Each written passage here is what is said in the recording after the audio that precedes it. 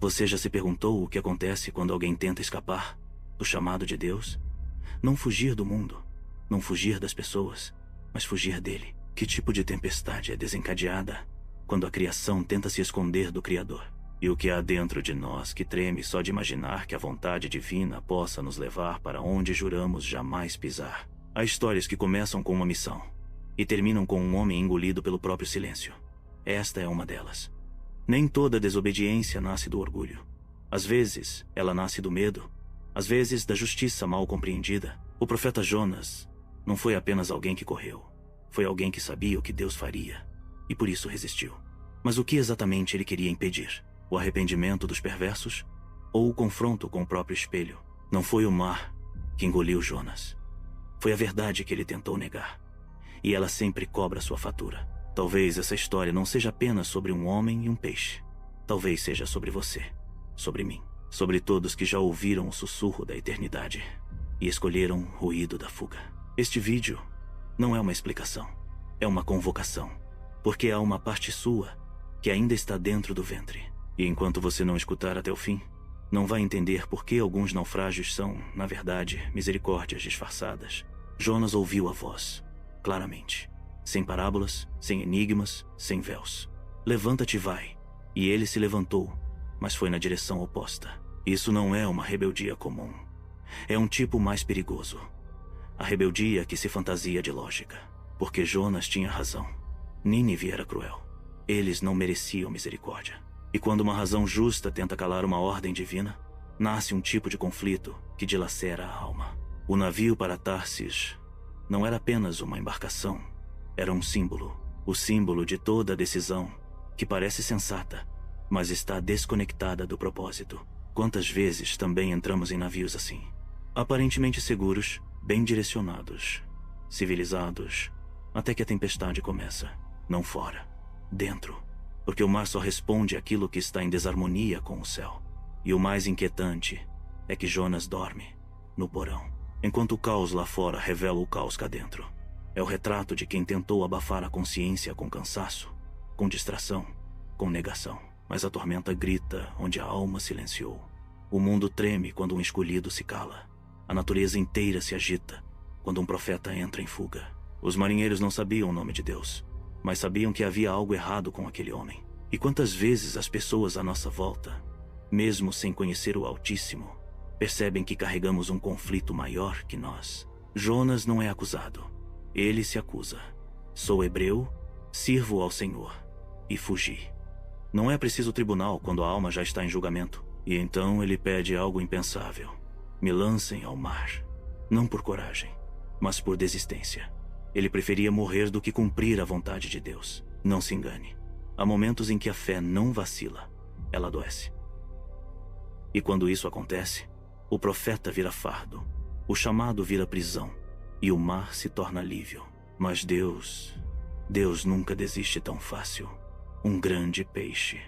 Não para puni-lo, mas para preservá-lo.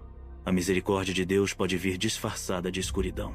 E o ventre daquele monstro virou o útero do novo Jonas. 3 dias, 3 noites. Não apenas de sobrevivência, mas de confronto. Porque quando tudo está escuro e sem saída, não resta mais máscara alguma. Só a verdade. No ventre Jonas ora.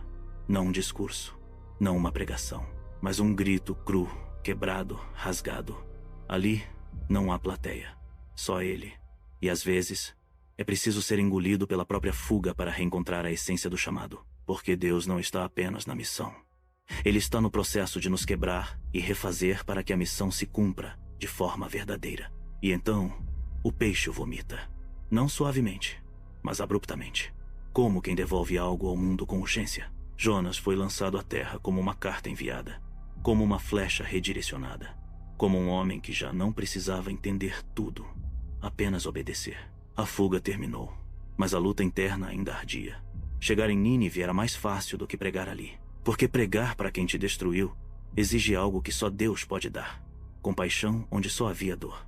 E a mensagem de Jonas é simples, curta, direta, como quem já entendeu que a palavra mais poderosa é aquela que foi forjada dentro do ventre da própria resistência. E Nínive se arrepende. A ira de Jonas, então, explode. Não contra o pecado, mas contra o perdão, porque a justiça que ele queria era a sua, não a de Deus. E aqui, o espelho se revela por completo. Não corremos de Deus porque temos medo do fracasso. Corremos porque tememos o sucesso que ele permite aos outros. Jonas não fugiu por covardia. Fugiu por não suportar ver a graça alcançar quem ele odiava. Então Deus envia uma planta, e depois um verme, e depois um sol escaldante. Tudo para mostrar a Jonas que ainda havia algo dentro dele que precisava morrer. Porque não basta obedecer externamente. É preciso que o coração seja alinhado com o céu. A última pergunta que Deus faz a Jonas ainda ecoa no tempo. E não hei de eu ter compaixão. Talvez essa pergunta não tenha sido respondida, porque ela não era só para Jonas. Era para mim, para você, para todos os que carregam feridas abertas que resistem à ideia de que o inimigo possa ser perdoado. A história termina sem final, porque o final ainda está sendo escrito dentro de cada um de nós. O silêncio que encerra a história de Jonas é mais alto do que qualquer clamor. Não há resposta, não há epílogo. Apenas a pergunta de Deus suspensa no ar, como uma flecha que nunca pousa. E não hei de eu ter compaixão. Essa pergunta não termina o livro. Ela começa o julgamento, porque não é Jonas quem precisa explicar sua fuga. Somos nós que precisamos encarar as nossas. Fugimos da dor, da entrega, da obediência, mas principalmente, fugimos da misericórdia que Deus quer dar aos outros por meio de nós. Você já pensou que talvez a parte da história que mais te incomoda é exatamente onde você mais se parece com Jonas? Talvez o que te fere não seja o castigo que não veio, mas o perdão que veio cedo demais. Talvez você também esteja esperando que Deus desista de alguém, ou de você. Mas ele nunca desiste, nem mesmo de quem desiste dele. O ventre foi um altar, a planta, uma lição, o verme, uma revelação, e o sol, um espelho. Tudo conspira para nos mostrar que o amor de Deus vai mais longe do que gostaríamos e mais fundo do que suportamos. Se você sentiu algo se mover dentro de você, talvez seja a mesma voz que chamou Jonas, a mesma que está te chamando agora, não para Nínive, mas para fora do ventre onde você se escondeu. Porque tem algo que só você pode dizer, tem alguém que só você pode alcançar, e tem um Deus que ainda escreve histórias com profetas imperfeitos. Curta este vídeo, comente o que te atingiu mais fundo, compartilhe com quem está preso em sua própria fuga e inscreva-se para seguir nessa jornada, porque fugir de Deus pode até parecer possível, até que ele te encontre dentro de você mesmo.